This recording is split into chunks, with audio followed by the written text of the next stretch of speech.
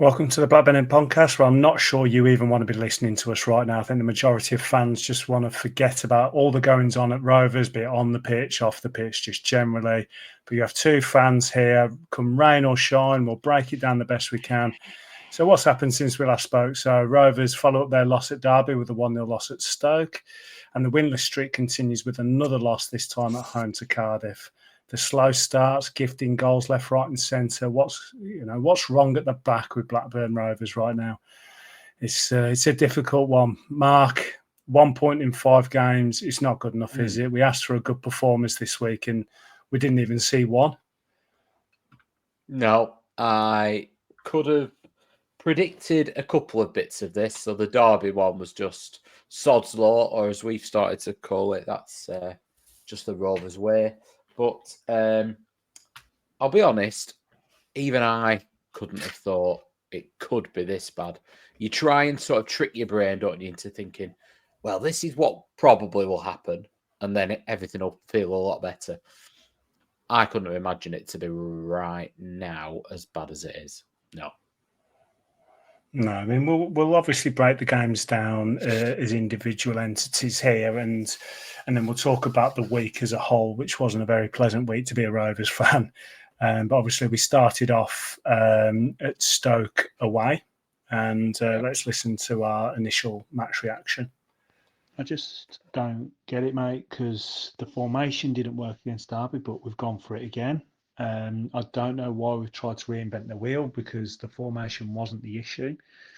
I just don't get it. I know their keeper had a worldie again against us, but it just the lack of football intelligence that we've got at times was just so frustrating. We're chasing the game, and then we're trying to nick a yard at the halfway line with a free kick, which is just then delaying the take, because the ref's then calling us to push it back, or we're trying to pinch a yard on the throw-ins.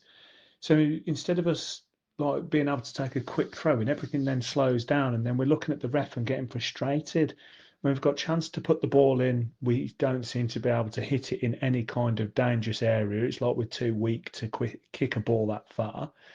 And then when we've finally got people in the area and we're looking to cross it, we either overhit it, underhit it, or it goes straight to their keeper. And the one time we get a chance, I mean, to be fair, the save that the keeper made down to his left, it was a pretty routine save for him. He had to react to it, I get it. But I don't actually feel like we tested him a hell of a lot. And yeah, really, really frustrated now, because we get called for being overly positive or overly negative. I just think that the team has just gone backwards, and it can't have been Eustace holding us together. But I don't know what it is, but we need to break this down, mate. I just hope that we react well now and get something against Cardiff, because if we go into the international break with only, one, not even a point, I just can't see where this is going. I don't want to send this because I just want to forget about that absolute dog mess that I've just watched. So that's 6 out of the last 7, if you want to go that far back away from home, that we've lost. But it's getting worse. We set up tonight with a formation that we ended at Derby, although that was a mess. And we had a defensive unit, Travis and Forshaw, who were basically sat in front of them, and 3 that had no cohesion at all up front. But there was just no team cohesion. The gap was ridiculous, expecting Travis and Forshaw to cover that ground. It was just embarrassing. You couldn't get the ball forward. Changed it a bit in the second half, managed to get the wing backs a bit further forward, and it was slightly better. But it's just appalling. It's getting worse. I'm starting to question him. I know it's 3 games, but he said he wouldn't change much, and I wanted him to go with his own beliefs, but not just rip everything up and start again. They've no time to work on it because we've got 3-game week. It's just a ridiculous decision from him. The players don't look behind each other. They don't look behind the system. They don't look behind him. And it's absolutely farcical what's happening right now. And I can only see it getting worse. He's got 1 point from 3 games. And the way this is going, he'll be lucky if he gets another before the end of the season. I've had enough of the lot of them. There was 2 very depressed fans there coming away from that. it's very difficult for us to sit here and talk about it individually, considering we know what happens. But I came away from it feeling, as I said there, like we'd just taken this massive backward step and there was no intelligence.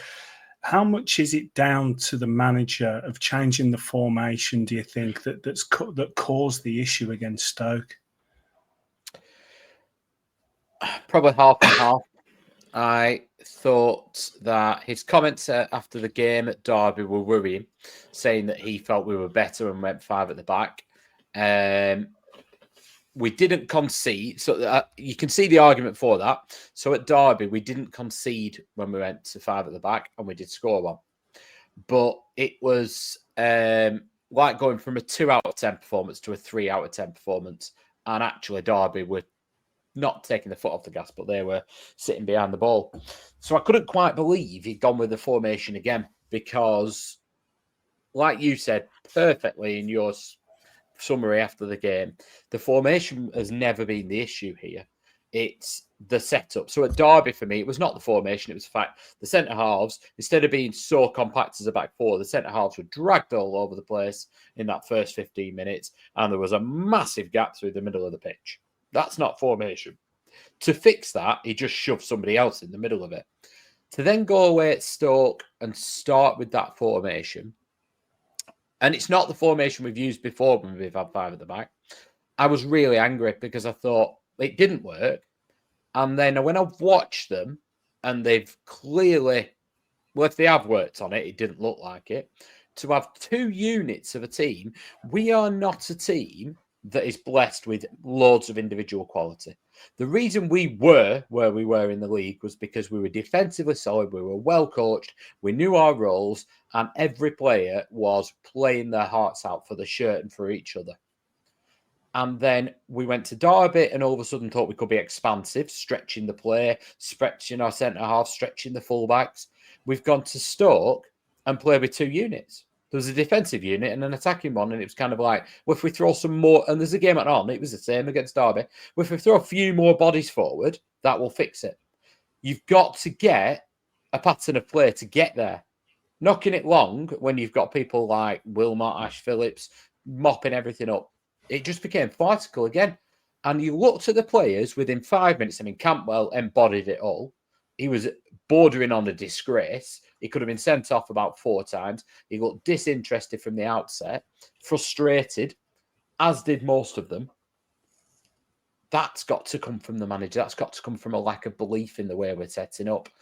Or it comes from a lack of belief in the club higher up. One, both, or a combination. Yeah, I'm glad you brought up Campbell, because I felt like he was being his usual petulant self when it doesn't necessarily go his way, which is a bit frustrating because at the start it was called out that that would be the case. And like with most signings, we take it as we see it in the first few games. And he looked like he was the kind of player that actually was going to, because it took him a while to get into it, but once he got into it, he seemed like the kind of player that was actually up for the fight. And you called it quite early on that was the one thing that fans were telling us, was when it's backs against the walls, he doesn't want to be part of it. But again, another word that you've used to describe him is luxury. He is a luxury player. And when you gift a goal in the first 19 minutes, because it seems to be our thing at the moment to concede very early on and it be a gift, I want to look at a player like Campbell and Dolan that have this creativity gene in them to be able to say, right, if I get you the ball, you're going to create something. You're going to do something that is a little bit special. You're going to bring someone in. The trouble is with this formation, it looked extremely defensive as a formation, but also the personnel within it were defensive.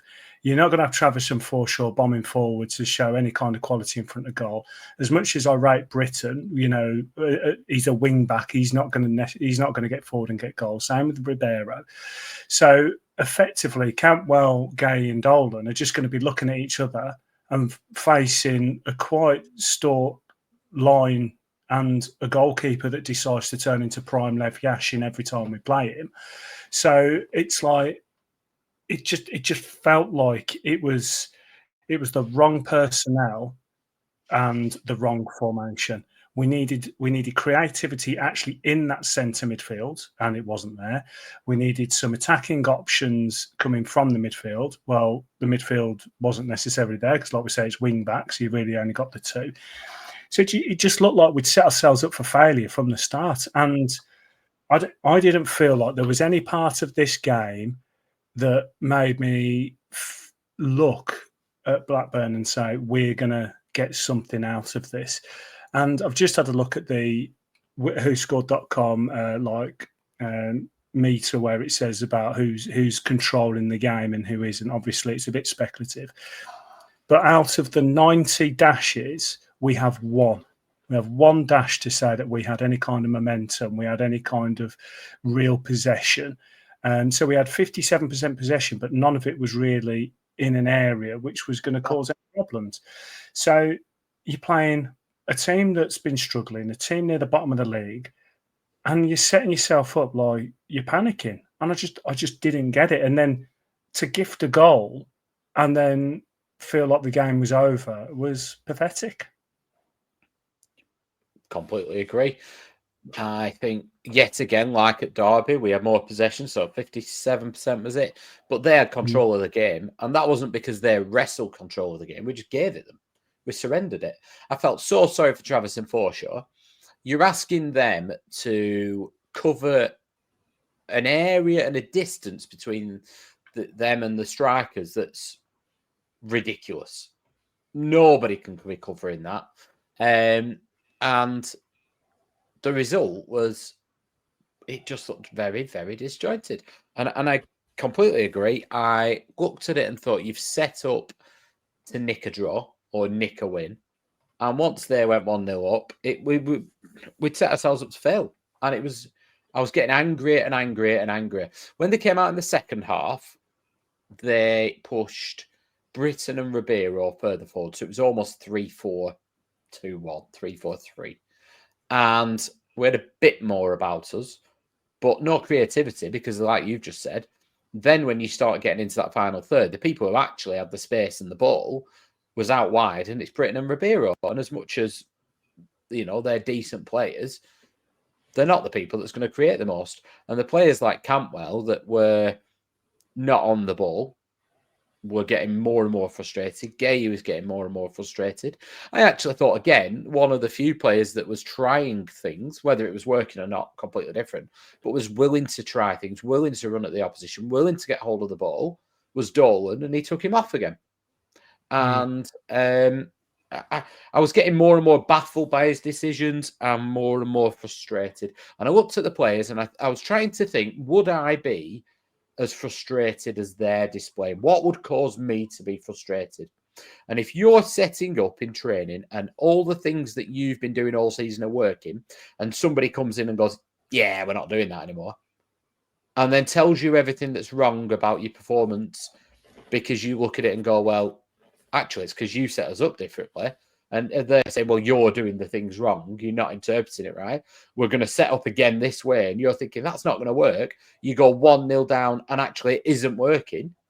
And you're just being told you're not doing things well enough. You're not moving the ball quicker. Actually, no, I would be frustrated. So I've seen people having a pop at the players and saying, well, they're paid to do a job. They should be showing pride. They can't be sulking. But it's so demotivating. It's so frustrating. If you aren't given the tools to do your job and it feels like everything you've done has just been thrown out of the window and just completely devalued, and then you're the ones that are lambs to the slaughter then. And I don't blame them for looking the way they do. It's a human reaction and it's a completely perfectly normal reaction. And actually, if we're honest, as supporters, we're the same because the rug has been pulled from under us yet again. And it's infuriating. Exactly. And for those watching on YouTube, I'm actually just popping up now the starting lineup that we had. You've got some really good players there. We've got the solid players.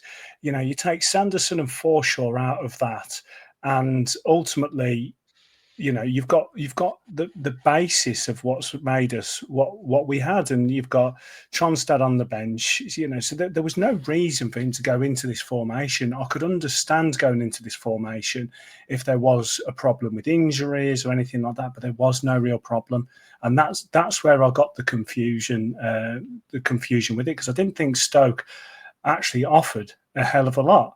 I didn't think that they were showing any kind of quality. It wasn't like we turned up to this game and, we had a problem with them. It was the guy that caused us problems a couple of years ago, left. I can't remember. Oh, yeah. Yeah. You remember there was one player, wasn't there? Manoof, was it? Yeah. Yeah, and there was no one like that. Well, I looked at, I thought, he's just ripping us a new one. It just seemed like we caused our own problems every single time. So, I mean, let's talk about the goal with Hyam. What's he seen there? You tell me. We've moved the ball extremely slowly. I think he might have got frustrated with moving the ball so slowly and playing it square all the time. And actually, from what you could tell, Ismael looked like he was telling them to stop doing that and to get it forward. So he's played a riskier pass to the fullback, or the wing back. Just didn't really look up, did he? He's just played a ball, but everything was pedestrian pace, and that was a lack of concentration. And in they go. I mean, it's an error in everyone's book. To be fair, he held his hand up. It can happen. But when you've got effectively 5 defenders and then 2 very defensive midfielders, it shouldn't matter if you give the ball away like that. That shouldn't be resulting in a goal in that position necessarily. You should have enough to recover it. Don't get me wrong, it was poor error, but you should still have enough to recover it. But it doesn't take much to carve us open, does it? No, and that's what's really frustrating as well. Is it seemed like we've gone from this team that was difficult to beat, a team that was a sum of all parts, very determined, to this Sunday League level, performances. Derby, we said that first 7 or 8 minutes was, it was offensive to even compare them to Sunday League. Sunday League teams would be insulted to be compared to what happened in that first few minutes. And we're doing the same again. It's errors again. And like I said, we'll get into the Cardiff game as a separate entity, but it just seems like the confidence has just completely gone down. There's no creativity. There's a lot of frustration. I mean, Gay, I've seen Gay get really frustrated. He was running 10 yards offside and then crying at everyone for not playing the ball earlier. And it's, it just seemed like the team were angry, but not playing. It wasn't like a controlled anger where we're going to control this aggression, we're going to use it. It was just general petulance, anger, frustration. And yes, okay, their keeper made some really good saves, but for that keeper, they were pretty simple saves for him because he is such a good goalkeeper. Did you feel like we was ever going to get back into it? No. Not at all. And you point about the formation and the fact that Dennis hadn't played at weekend, but the fact what he's come out after the game and said, well, Tronstad needed a rest. I understand that because he played at Derby and he wanted to play him at weekend and he's been injured. But Dennis hasn't been injured. Woodrow hasn't been injured. And they're the people we brought in January when it was clear we needed an option out wide. Cardboard's come in as well, and obviously he is injured. But we brought Cardboard in, we brought Dennis, and we brought Woodrow to fix our attacking options. Stoke brought back Lewis Baker, who they're playing in a 10 role, and they brought in Ali Al-Hamadi from Ipswich. Clearly an available option. Ali Al-Hamadi has come in and had quite a big impact at Stoke and had quite a big impact in this game. Our options, Woodrow can barely get off the bench because he's not played in a year. And Dennis, I know we won't talk about the Cardiff game yet, but is unable to play 2 games in a week, clearly. That's why when he was suspended at Derby, he thought, well, I want to play him on Saturday against Cardiff, so he's going to have to be on the bench against Stoke. Well, we're in March. And our January impact that we needed in December, but obviously had to wait, took till the end of January, February, it might have even been when they actually signed, and they're still not on the pitch by March. It's embarrassing. It's embarrassing. I think that's it. I've just made a note that I think this is something we need to talk about when we go on to the next segment. So we'll stick a pin in that one because I feel like we've got a rant coming from both me and you regarding what's going on. So I've made a note for us to come back to that one. I think we do need to go on to the Cardiff game, and then we can talk about both at the same time. It was a very frustrating one. So obviously, we come from this Stoke game where you just think, could it get any worse? And and then this happens. I genuinely don't know what to do anymore with this team, mate. It's obviously beyond the team. There's a lot more than just the tactics and the football that's going on. It's a real difficult one to break down. I mean, I'm going to do the stats comparing Ismael to other managers and how they started previously. But to have a team that was in the playoffs that looked like they were playing with confidence, to go to West Brom and get a result and then follow it up with what we've got, there's something not right. The players don't look happy to be here. Okay, some decisions didn't go against us today. But these teams that we've just played, we should be putting them out of sight. I mean, I know that we haven't got the greatest squad in the world and there's a lot that we need to work on. But Eustace had built something. That's why we was upset to see him leave. And we just hope that we could at least continue to 50% of that. But at the moment, it just looks a completely different team and squad.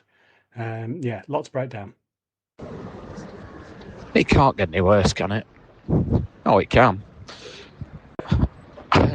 It's going to be a difficult one this on Monday, Mike. But I'm being perfectly honest with you. I know it's not all down to him by any stretch, but this is not working. The players look disconnected from him. I thought the shape was a little bit better today, but mainly because we just reverted back to what we know. But they're just completely devoid of confidence.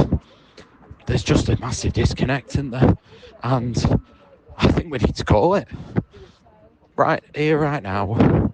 I think we need to have an honest conversation with them and say, this is not working. The players just do not look anywhere near happy. Something's massively wrong. 2 or 3 of them really, really put themselves out there today and worked their socks off. As much as they were all low on confidence, I thought Dolan, to be fair to him, worked his absolute whatever off today. Showed for the ball, but there was a number of them today that were hiding from that ball. And they're all low on confidence. It's a slippery slope, is this? Are you sure we're safe? Well, to answer that, no, not anymore. No, it was a very raw reaction from yourself. We've had chance to chat. We've had messages. I think we wanted to resign from the podcast about 30 times in the last 48 hours or more. Have you calmed down since, or is it still a bit of anger, a bit of upset, a bit of emotion? The latter. Being in the Blackburn End as the players were walking off the pitch, I was angry. There were supporters around me extremely angry and venting that at the players. I think some of my anger looking back was because the players were taking all of that. The players walked around close to the edge of the pitch, listening to the fans, engaging a little bit, apologising, taking the full brunt of it, whilst the manager barely stepped onto the pitch and then went down the tunnel. Not acceptable for me, that. I don't care whether that's your mannerisms or whatever. We're used to Eustace coming and clapping, but I just think it's courtesy, particularly after a defeat. I don't know what he's like. I've not seen him under a victory, so I can't comment whether he'd come towards the supporters in that case. But you should be going and apologising to people who've paid their hard-earned money, albeit there was only around 10,000, it felt like, in the ground. It was a flat atmosphere to start with, and it got progressively worse. It was a mixture of anger, and I'll be honest, it's turning a little bit toxic, and it's not pretty. It really isn't. But just to give it a little bit of a positive, and I touched on it there in my reaction, I feel we are very honest on here, and we say things that we feel we can back up. It's an opinion-based thing, so if there's stats to back it up, great. But I like to feel that some people say we're positive, we're overly, some will say we're overly negative. I personally feel that we're just honest, and I'm not going to say anything that I feel I can't back up as my own opinion, and I know you don't either. And Tyree Stolen, when he does something really well, we will praise him. We're potentially overly harsh on him because we know his ceiling. So we want him to get there. And it's some of frustration sometimes. But the last 2 games, I honestly cannot tell you a time I've been more proud of him. So on Saturday, there was players there that were looking like they were available for the ball, but could never get that ball, could never receive it, hiding behind other players. I've not seen that for a long, long time. He never once did that. He gave the ball away every time he had it early on, but he never, ever hid. He gave 110%.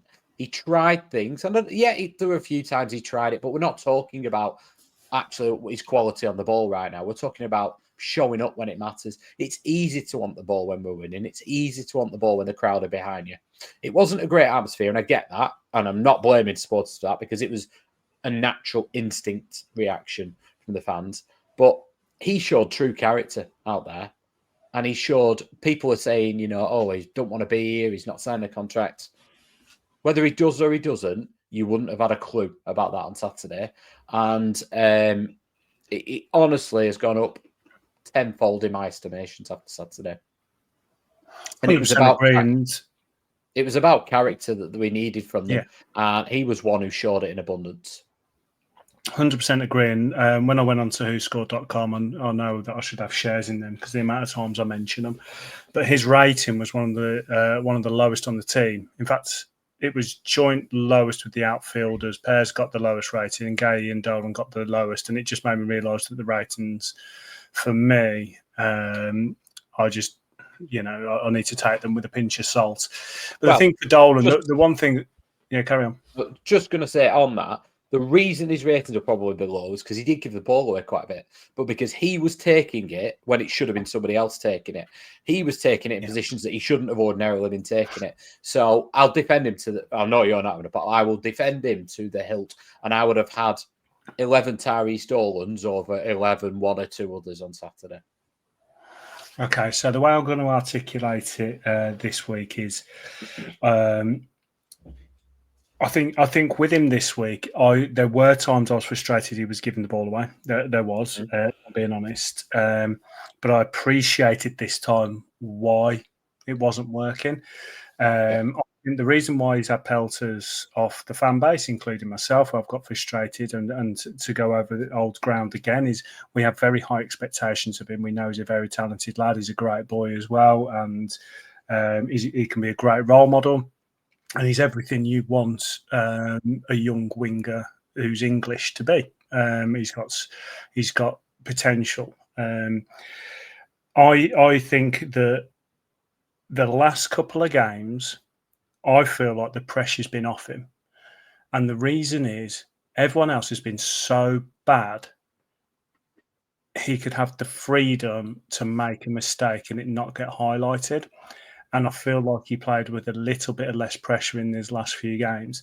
So when we've been playing well and he's got the ball and we've been attacking and we've had these limited attacks. So we've had these times where it's like a 0-0 close game, potential for us to get something out of it. And then we give him the ball and then he tries these fancy tricks. He just does these random pirouettes and puts it out of play and all the picks. That's when we get frustrated because we've had these very limited chances of getting forward. And it seemed like when Dolan got the ball, it's where attacks went to die. You just know it wasn't going to get anywhere. Whereas the last few games, because we've been really poor, he's had the freedom to kind of go and be himself, and he's not really had that pressure because everyone's been poor. So I think there's been an element of that, and I think because everyone's been so poor, I've given him that little bit more leeway myself because I'm like, well, actually, I'd prefer you to take a risk now because we've had so little creativity since Ismael's taken over that I don't mind the risks now. Yes, I want you to pull them off a little bit more than what you are, but I'm more willing to let you do it. So I think there's an element of that. As for the rest of the team, I was very surprised we played how we played because the formation was there, the personnel was there. Dennis got his start, and it was something I wanted to see. Gay's obviously been on some form. So you look at the starting lineup, and okay, JRC came in at right back, but he did okay. He's not exactly the swashbuckling forward wing back that we want to get forward, sorry. But you kill yourself when you concede in the first 4 minutes. You know, the ground's already on tenterhooks. You know, we're already looking around thinking how we're going to get goals after the last performances that we've had. And then the goal goes in, and could I point at Pears? Probably. I think he should have done better with that one. I'll be honest, I think he should have done better with both of them. But he's at a point now where he can't do right for doing wrong with me. But it just deflates the stadium. 4 minutes in, you're playing a team that's poor. You've just lost 2 games, which you're already annoyed about. You know, the other performances haven't been great. It just deflates everyone, doesn't it? And then, like you said, the toxic atmosphere then really kicks in. Yeah. And then, well, either it was already happening or after that, but the players were then, I think it's fair to say, some were hiding. There was no confidence in the team. Some were misplacing passes, dodgy touches. Nobody wanted to take risks other than Dolan, really. There was plenty of endeavour from them all, as always, but there was no confidence from anybody. So we needed something to come out of nothing, which you shouldn't need to be pulling yourselves out of the mire already. When you're on a bad run, the last thing you can do is concede early. And, you know, you've said it there. I mean, I was obviously behind the goal, and I think I messaged you at the time to say I could have run down from my seat, and I don't run particularly fast, those who know me. I could have run onto the pitch, and I think I could have dived quicker at that ball than Pears dived at it from down the line. But yeah, then when we go and get ourselves a foothold in the game, out of nothing really, and their keeper seems to pull a performance out that made Pears look like Lev Yashin, I was like, right, it is set up for us here. They've handed it back to us. Their keeper's clearly poor, and he looked more nervous than I've ever seen Pears. The ball went back to him, and he couldn't kick a ball. Nobody had faith in him. Thought, these are awful. We can actually, even though we are playing poorly, we can get at these. And we never took advantage of it. We never looked like we had any belief in ourselves, in the way we were playing. I thought the shape was better, like I said, but that's because we're just used to it. And it felt like he'd gone back to, oh, right, well, you just go and do what you do then. Apart from wanting us to then press high in certain areas. And he's screaming at a couple of them to get over and press, and then wondering why there's a big gap when they dink it just behind us, because that's not how we've trained all year. When you're pressing, you press as a team. That takes a lot of training and coaching. And we don't press in that way. We are really compact. We keep the gap between our defence and our forward line and our defence and the box is so compact all season. To then start pressing is exactly what teams want, because you're going, right, well, if you're compact, there's no gaps. If you start pressing, you have to press as a full team unit to make sure there's no gaps. We're not doing that because that's not how we've been coached. So he said he wouldn't come in and change much. Now he's doing interviews. Sorry, I am starting to rant here. But now he's doing interviews after the game saying, well, and he said this before, well, it'll take till the summer, really. It'll take a long time for me to get my messages over. Well, I'm not sure what your messages are right now. So there's no way the players are. No way. Because all you have to communicate to me is, I'm not going to change much, which you've said. But then you're saying, well, I want them to press higher. I want us to have more of the ball because that's the way forward. Well, we had more possession again, but that's because the other team sat back and went, well, go on then, hurt us. Oh, wait, you can't. And that's where I think my frustrations came. And then when he didn't come onto the pitch to acknowledge the fans, or barely, I thought, do you know what? No. You've taken over a team in the playoffs here. And all right, we talked about it being a bit of a poison chalice and things like that. I was fuming with him. And I know it's not all his fault. I was fuming with him, and I'm still fuming with him, if I'm being perfectly honest. He looked a frustrated figure. I mean, obviously, we have the disallowed goal. There was the penalty that never was. And I was on social media and I was talking. I think we had a little bit of a chat as well. And I said to a couple of people, in fact, Scott messaged me, who was on Rovers Chat with us.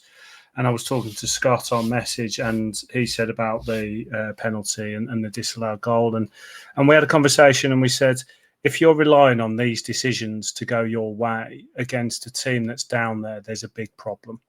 You know, the game should have been out of sight. You know, I don't want to get ahead of ourselves, because there's a statement I want to make about the situation that Ismael's come into, but you're playing some pretty poor teams and you're relying on some borderline decisions that, yes, maybe should have gone our way, maybe shouldn't have done, whatever. But that's when I'm worried that we come away crying about these little things. It's like, well, no, we need to be good enough where this doesn't matter. If there's a goal disallowed, let's sort ourselves out. Let's get back at them. If we don't get the penalty, let's sort ourselves out and let's knuckle down and get another opportunity. You know, Norwich, we stole a point. I don't care what people say. You know, we did steal a point, but we knuckled down and we kept going. But I haven't seen that since. And that's what I was frustrated about in this game, because the formation was back to normal. We have some really good personnel on the pitch that have been performing well. I mean, I'm not a massive ACD fan. I don't think he's offering a hell of a lot for us. But generally, you know, you've got some players coming off the bench that can potentially affect the game with but there's just nothing there, and that's what's scary for me. That's what's really scary, because if you're letting a Cardiff team come into your house and win a game like that when they're in their situation, it's a very abysmal place to be. All the things that got us to where we were, all the things that actually got us out of the pack last year, are gone. Absolutely evaporated from the team. And we didn't talk about Vyman last week being injured. Is that made a difference, do you think? Well, Ismael seems to point to that being the be-all and end-all. It makes a difference. You're bringing him off the bench. There's a goal threat. I've talked about him loads. I don't think he looks like he's about 50 the way he plays, mobility-wise. But you give him half a chance, or even you put the ball in an area, he will find his way there. And he's a good finisher. So, yeah, that makes a difference. But again, it makes a difference in key moments. It makes a difference in some tight games. It shouldn't be the difference maker against Derby, Stoke and Cardiff. He should be the difference maker when you go away to Leeds and you're keeping it tight and you're trying to nick one. That's when he might be a difference maker. And the odd game, like in Norwich, you can accept that one. That can happen. They're a decent team, and you get one chance and he scores. That can happen. That could happen under Eustace. That could happen under most. That shouldn't be maker. I actually wouldn't have played him against these three teams. I want mobility. I want other things. And actually, if you're relying on him at that point, I would have been worried still. But the fact that we just looked devoid of anything that made us who we are so quickly is worrying. Very worrying. It's quite scary. It's quite scary because, I mean, I tweeted there's just a load of laughing emojis because I was just like, you know what, if you don't laugh, you'll cry. Well, that's where I was at Derby. And when the ball went in after, what was it, this weekend? 4 minutes or something. That's exactly what I did again. It was just an instant reaction of, you're joking. Not again. It's just it does feel like a joke, doesn't it? It feels like something's been scripted, and it's a dark comedy for Rovers fans. Yeah. It's not a comedy I'd pick again anyway. So obviously the boos, sound out when the final whistle goes. Ismael hasn't come onto the pitch. You said the players are coming round. They're taking dog's abuse. But I'm proud of the lads that they did that, because they could have easily just run down the tunnel. And I think that's why this fan base has grown to love this team. They're a ragtag bunch. They've been cobbled together with some loans, some frees, low cost signings, and they got us into a really good position. I think we need to start talking about both games as together now, and more going back towards the Derby game. Before we do, was there any 3-word reactions from both games that really stood out for you? Take you back to the Derby game. What a mess. Tim DeRio.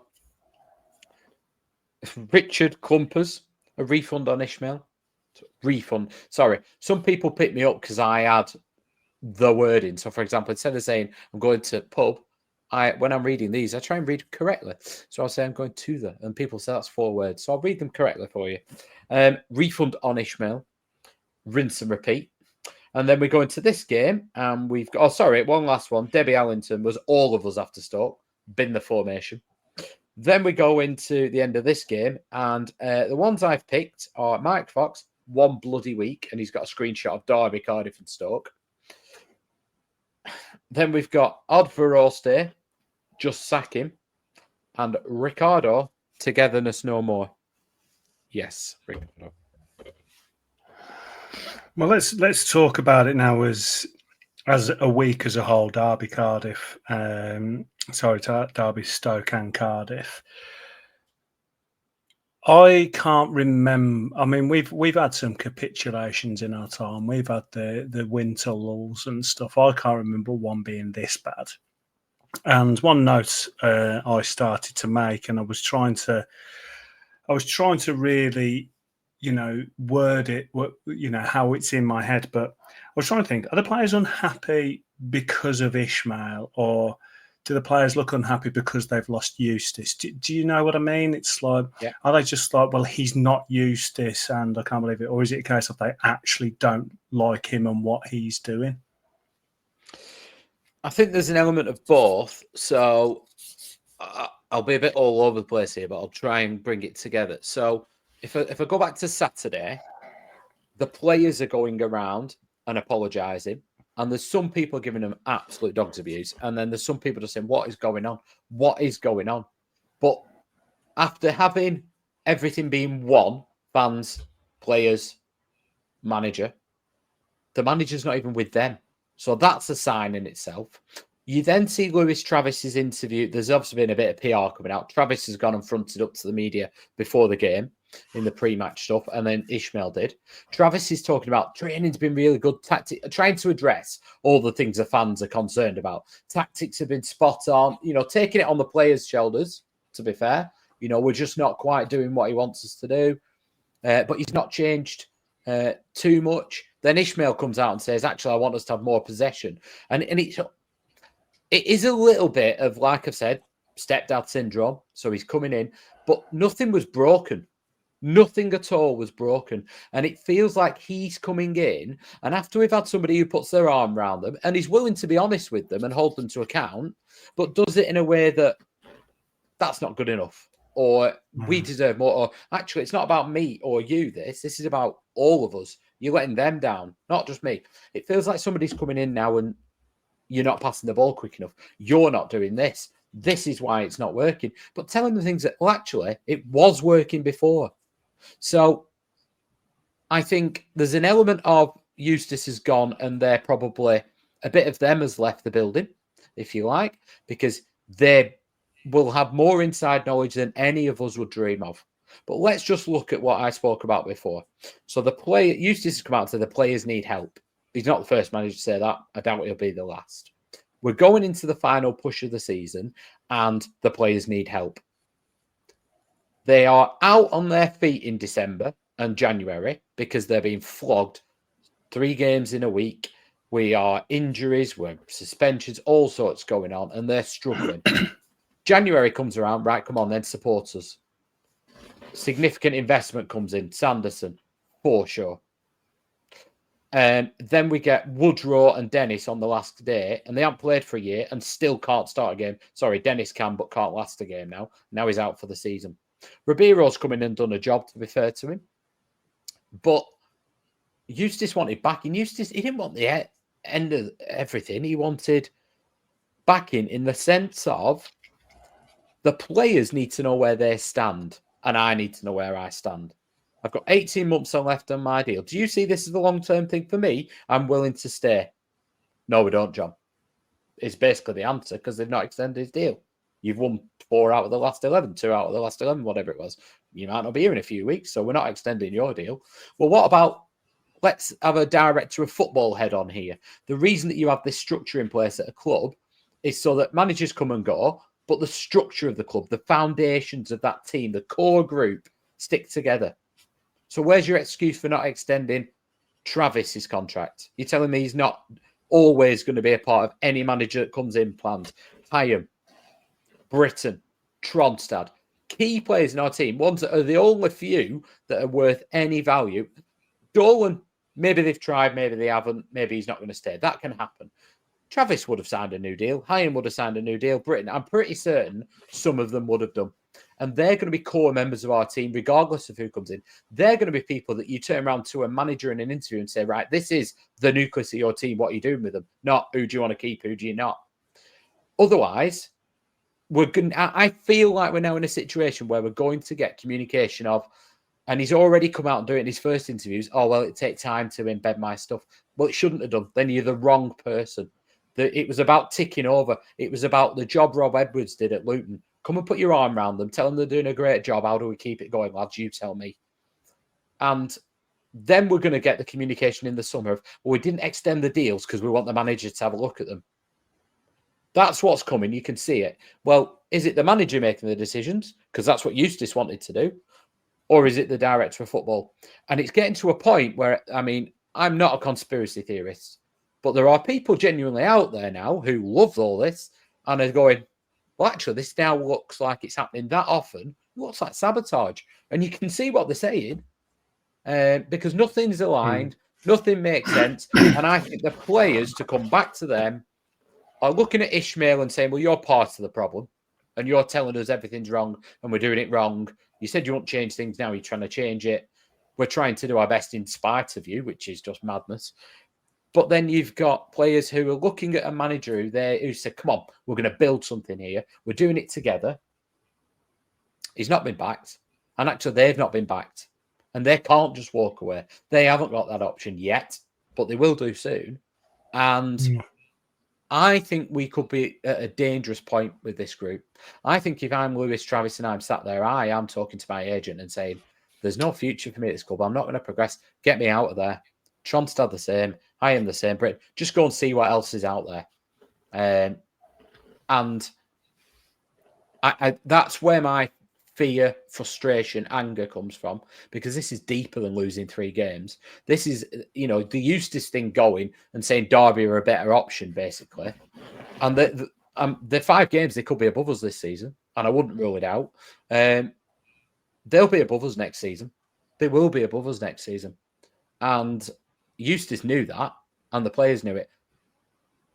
I just people call me overly negative, and I know I'm having a right old rant, but I am very worried about the club right now. I can't see a way. That's why we're here, mate. That's why we're here. It's a way. couple of fans chatting about it, isn't it? And these are our emotions. These are emotions as fans. We're not journalists. We're not paid to be here. The way that we've set this up, it is like 2 guys at a pub. Just without the alcohol. I think we need to. I don't know what's in your drink there, but it needs to be alcohol. Not strong enough. But we've seen this. We've seen this coming. But Eustace made chicken salad out of chicken shit, like we've said plenty of times at the start of this season, and got us somewhere. It feels like the club's been asset stripped because every time we get something good, they go, and it's all into the running of the club.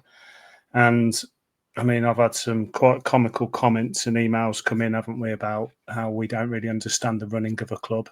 Yes, we do. We've been through it plenty of times. We invite you to go back to all the times that Mark's broken down finances. We've spoken about stuff. We understand how it works. But one thing we've said plenty of times, owning a football club is a folly. It's not the work. You can't get profit out of it, especially at our level.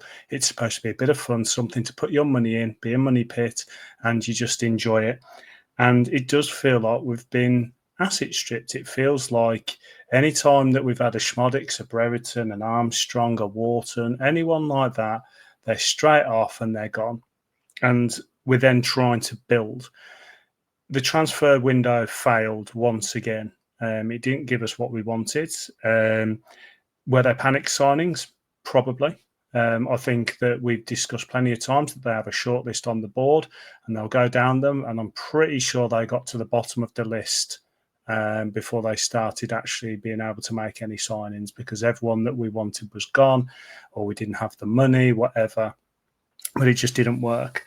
So we're now making excuses already, like Vyman being injured. You know, it would have been better if we'd had Vyman. Well, that's just an excuse. We're now seeing the propaganda in social media. So like you say, Travis is coming out saying it just feels very much like propaganda. Then it was quite funny because then I was looking at some other stuff and it was showing pair saves against Cardiff. That weren't the best saves, but it seemed like they really wanted to put that out there. It's like, yeah, just ignore the fact that he hasn't been great. Look at these 2 saves he made. And we're starting to see this propaganda coming out, and I get it. Like, they've got to try their best, and I understand, but all it's doing is masking what the problems actually are. And the problems are that this happens every single year. We make 1 step forward, 2 steps back, and that's how it's definitely felt. Now, when it comes to the manager, let's break this down. So I feel like he came into a really good situation, and I completely agree with what you're saying. You just had to get someone to come in and just effectively, like you say, put the arm round to keep them going. So I think there's an arrogance that's come in here. I think he's a very arrogant manager. I think you have to be a manager. I think you have to be overly confident. But he should have lent on people like David Lowe and Damien Johnson. Like, what's been going on here? What's been going right? Let's carry that on. How do I do that? You know, let's keep them involved as coaches. Let's make sure that we're carrying on.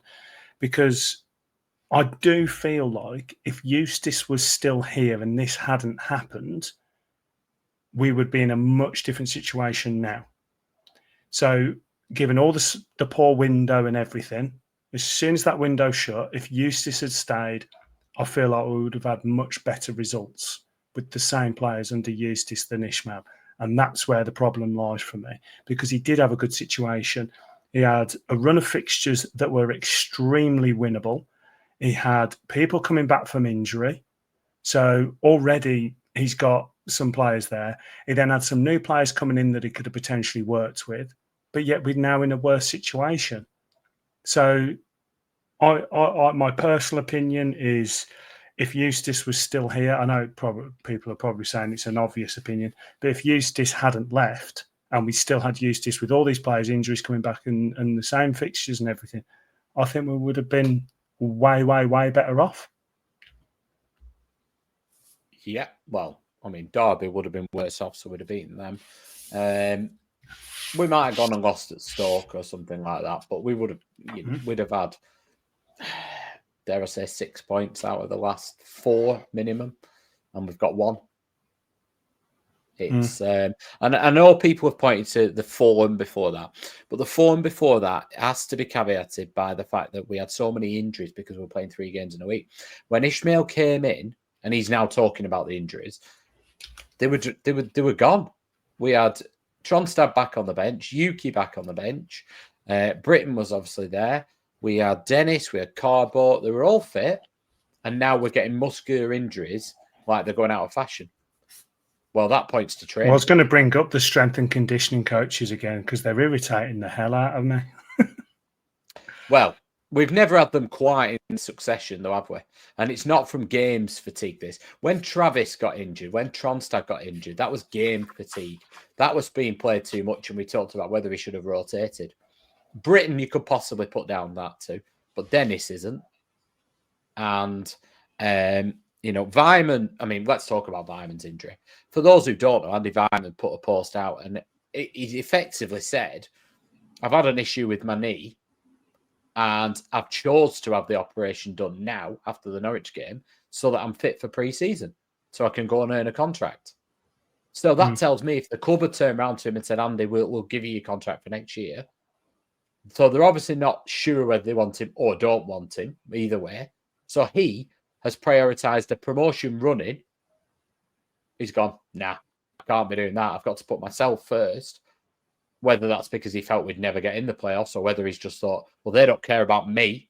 I'm going to go and sort. I'm going to do me. And he's gone and got his operation. Which is quite common for players to do. I mean, to bring it to another sport, I remember Scottie Pippen doing it for Chicago Bulls. They weren't going to give him a contract when he was in his pomp and sort himself out. So he went and missed a load of games because he wanted to sort himself out. And it is like sticking two fingers up, isn't it? And I can understand why. They've got a future and they've got to sort themselves out. Why injure yourself more when you might not get a contract? You might as well sort yourself out. Well, if they're not prepared, they're not that bothered, are they? Because if they were, they'd have said, well, we need you. So, we'll give you a new deal. That's fine. Now, I can understand Vyman not necessarily getting a new deal, wait until the summer, but you then know you're going to lose him because he's got to look after himself. He's not got long left in his career. And if he had left us in the summer, then had his operation, wasn't ready pre-season, who's going to take him on? His career could be done there and then. So why would you take that risk if the club aren't willing to back you? But that... No, I get it. It's frustrating for us, but you get it, don't you? It was the first big red flag, though, wasn't it? That we're in the middle. We are sat in the playoffs at that point. The guy who's just snatched us a point has gone, yeah, I'm out. I'm going to go and get myself ready for my new club in the summer. Well, if that's the way he's thinking. Everything. No, rightly so. I mean, you've had Eustace leave, then you get him doing that. It's pretty scary. Pretty scary stuff. But obviously that now means that Ismael's had his 4 games. We go into an international break. And we was going to talk about this next week but I think we just need to brush over the first 4 games that Ismael's had. So you put something out there, obviously, about the most unsuccessful first 4 games. Currently on screen at the moment for those watching on YouTube are the last 4 managers we've had. So obviously Ismael, Eustace, JDT and Mowbray. And these are the first 4 EFL games in charge that they've had. Now, this is 4 games. So the reason I've put that on is obviously I think Eustace took a little bit of credit for his first game against Stoke, which was actually Lowen Johnson. So I'm not counting that one. But if we go back, Mowbray got his 2 wins and 2 draws. JDT had a very successful start following JDT with 3 wins and 1 loss.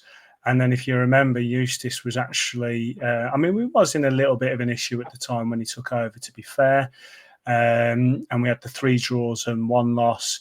And then Ismael, obviously, arguably came into a relatively good situation. 0 wins, 1 draw and 3 losses. But it does obviously have that with the 3 losses being against some pretty poor sides. What's your thoughts on these stats here, Mark? Well, you've got a real mixed bag. So you've got Mowbray, who came in after probably the worst manager in my living memory of Owen Coyle. When we were that far adrift that we couldn't even manage it, and Mowbray put a great run together. And he's managed to come in when the players have, we've all heard the Elliot Bennett interviews about training, so they're not fit enough, they've not worked on tactics, they've not had time to do anything, and he manages to go and get 2 wins and 2 draws. You then get Thomason, who comes in, who's playing a completely different style of football, albeit he's had pre-season, completely different style of football, gets 3 wins and a loss. Eustace came in and didn't convince me. And I still flip-flop a little bit about that first season for Eustace because we ended up nearer to the relegation zone than we did when he came in. And I think he should have had us safer earlier on. But he had no time on the training ground, as he made perfectly clear. And he just made us harder to beat. And we picked up 3 draws. So when we were on a run of 3-4, we were losing 4-0 for fun. And he stopped that. So, fine. And then you get Valérien Ismael, who comes into a team, albeit a very, very awkward period, but they were galvanised at West Brom. He comes in, and they're in the playoffs. You couldn't really wish for better than 3 out of the first 4 games to be at home, and 3 out of the first 4 to be against teams in the bottom 3. Let's go back to the Derby game. They haven't won a game all season. They haven't scored a goal all season at home, all year, at home. They haven't won a game all year.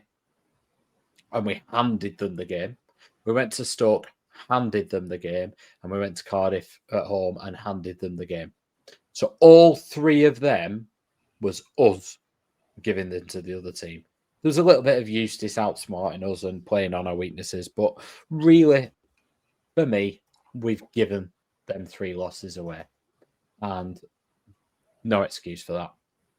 There isn't. I was okay with the appointment.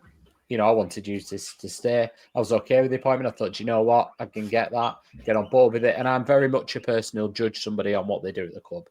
Forget what they've done before. People can learn. Actually, negative experiences can make them a better person. Look at Eddie Howe. He played at Bournemouth when he was overplaying. And he was a bit of a Russell Martin. They were too soft. He goes to Newcastle and he adapts. Fine. You learn. Go on then, Ishmael. Show me what you've got. You can lose games. You can lose form. But there's a manner of it. And actually, we have dismantled everything, whether it's him or not. Everything that made us who we are has gone. Completely gone. Yeah, it feels like you've got a 1,000-piece jigsaw. You've got 100 pieces to go. He's coming in and just slammed it on the floor. Yeah, good analogy. I like that. I don't know. I can just imagine him actually doing it physically.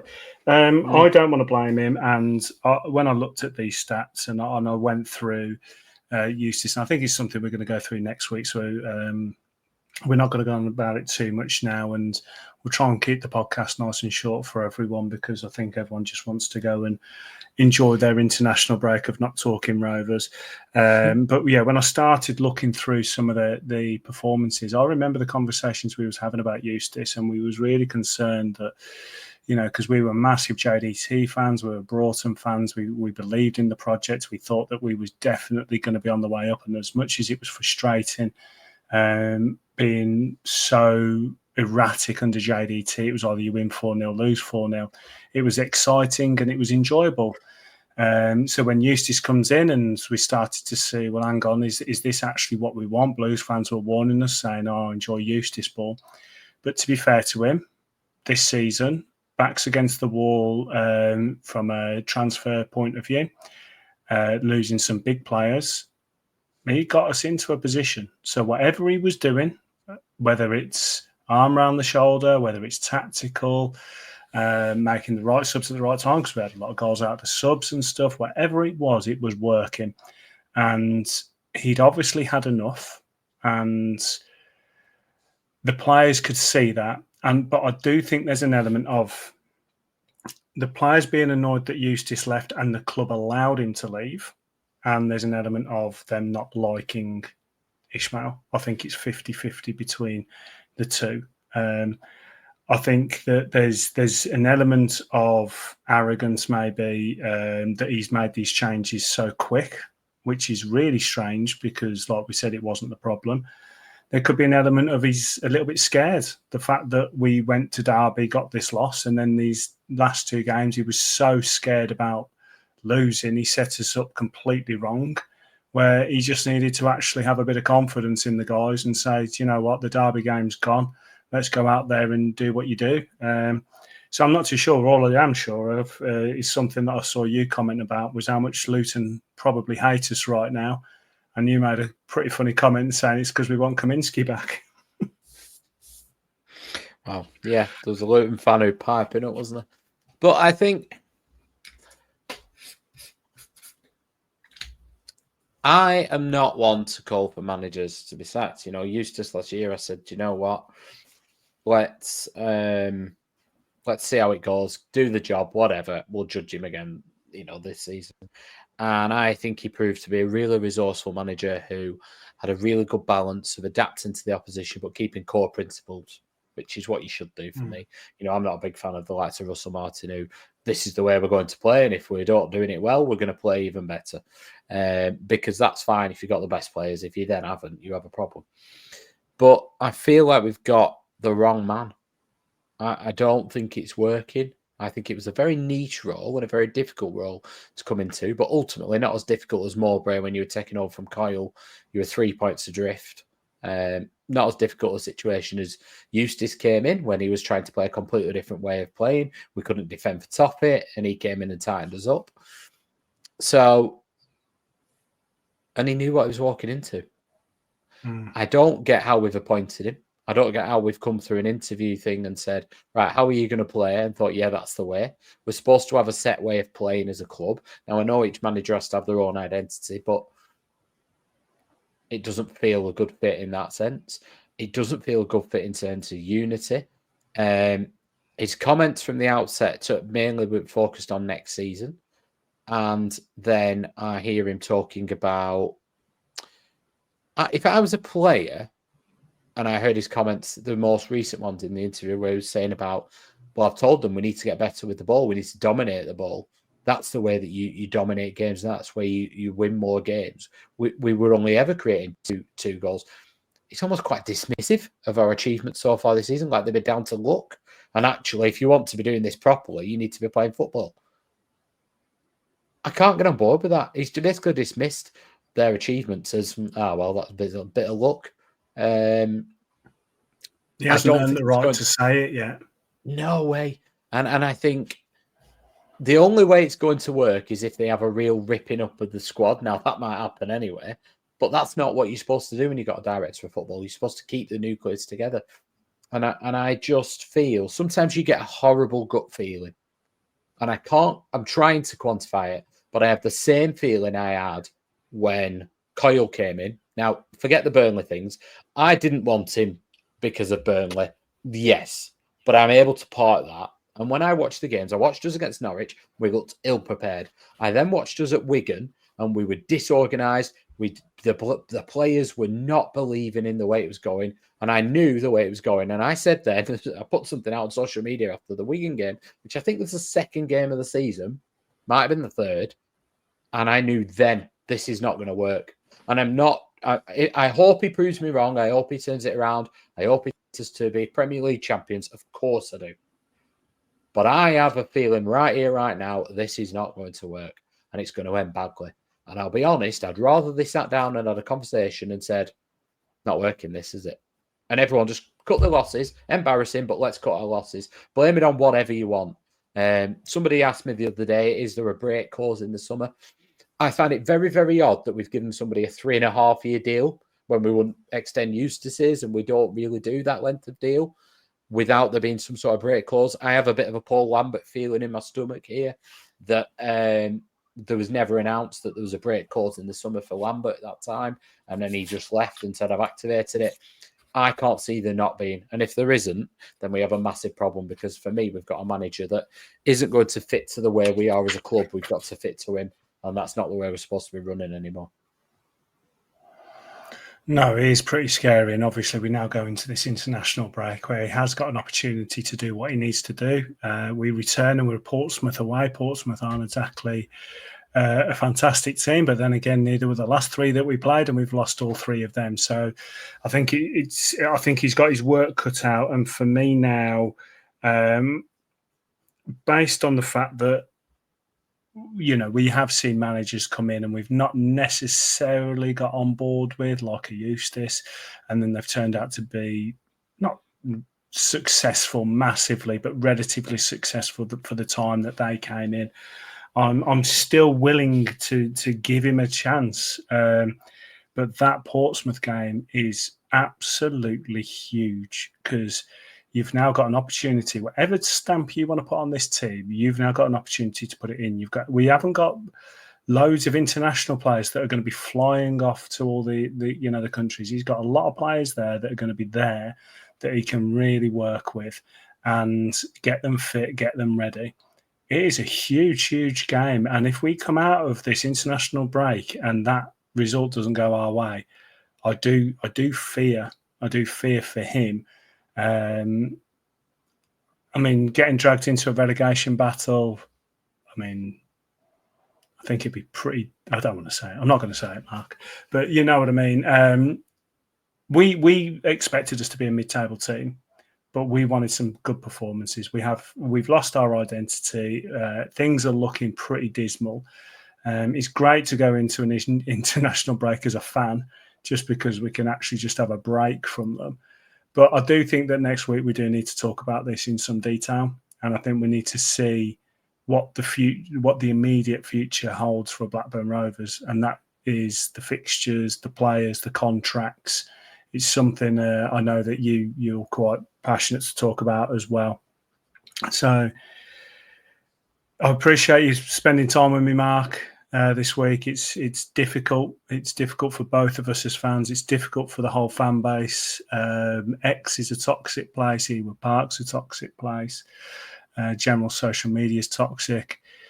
Do you feel any better after this therapy session? No, sorry.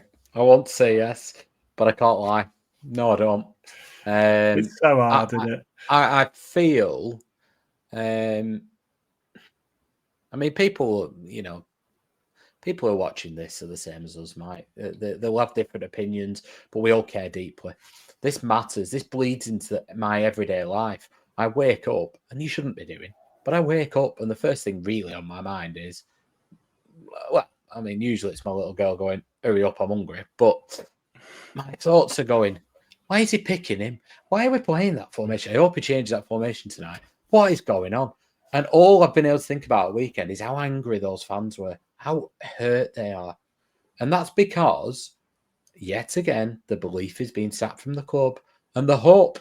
And as a football fan, you need to have hope. You need to believe. Newcastle have been waiting 60-odd years. They believed every year, this is our year, we can get to a cup final.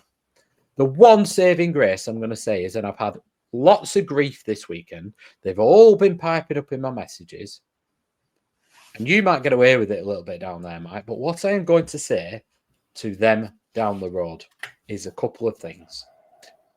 I don't care how big the gap is between you and us. You're still in our league to say you've spent loads of money, and you're still only in the playoffs. And if you get in the playoffs, you'll do very well to get out of them. But I would also say, no matter how dark it feels right now, I honestly, hand on heart, would not swap my lifetime as a Rovers fan for my lifetime if I was a dingo. I watched Newcastle lift the trophy on Sunday, and I thought, I've seen my club do that. They'll never see their club do that. And that's just a League Cup that no one cares about, apparently. You try telling that to the Republic of Newcastle. I've seen my team be the best in the league. I've seen them be in Europe. And that might be as good as it gets as a Rovers fan. And I'm okay with that to some extent. Of course, I don't want it to be, but I am okay with that. But what I have to have is this feeling that we've got a belief and a hope, and that we're going somewhere. And you need to go into a season and every game going, I can see how we can win that. I walked in on Saturday going, I really wish this game was at Cardiff. And when I was just laughing when the ball went in, you're going, for God's sake, here we go again. Because you know this is going to snowball. And I just hope that stops. I hope we go into the Portsmouth game and I come away from it going, all right, okay, it's going to be a different way, but it is but we know where we're heading with it. I'm fine. I'll get behind it. But right here, right now, if it was up to me, I'll be having a conversation with them and saying, let's cut our losses and let's move in a different direction. It's not going to happen, so absolutely fine. I'm not going to berate him. I'm not going to pop at him at the ground. I wasn't one singing that Ismael is a whatever. But those voices will get louder if he continues to disrespect the supporters and if it feels like he's ripping everything up and disrespecting what the players have done. I No, hope I he does. agree. I agree, and I think it's something we need to talk about next week. We also need to talk about the fact that people are talking about boycotting Ewood, having to go at the people that go and saying, "Well, you're the problem." I think it's a very toxic atmosphere, and there's certain things we need to talk about on this. You know, it's our duty when we started the podcast. There's certain things we do need to talk about that we don't necessarily want to. So I think those things we will talk about next week. We will try to remain positive, and try and pick through the poo and find the peanuts, as they used to say. But it's very difficult to be a content creator for Blackburn Rovers right now. But we will be back talking. Mark, I appreciate you spending some time with me today. I appreciate you trying to make sense of it with me, Mike, and trying to cheer us both up. I think we've failed miserably a little bit, but yeah. I'll tell you what, next week, why don't we have a beer while doing it and see if that makes things better? I mean, it could have made it a lot better on Saturday. Maybe that's what I should have done. Maybe that's where I went wrong. Exactly. But no, cheers for joining, and thanks to the listeners and obviously all the viewers. If you've got any opinions on what we've spoken about, we say this every week. Stick it all on the comments down below on YouTube. The comments there we do read, and whether it's me mispronouncing player names and stuff like that, and my dodgy Brummie accent, I'm more than happy to take some pelters. Can we clarify? Because I had 3 people ask me at weekend, does he keep calling him Gogbo? I said, no. I do. I think I do, and I don't know why I do it. But we need to remember, right?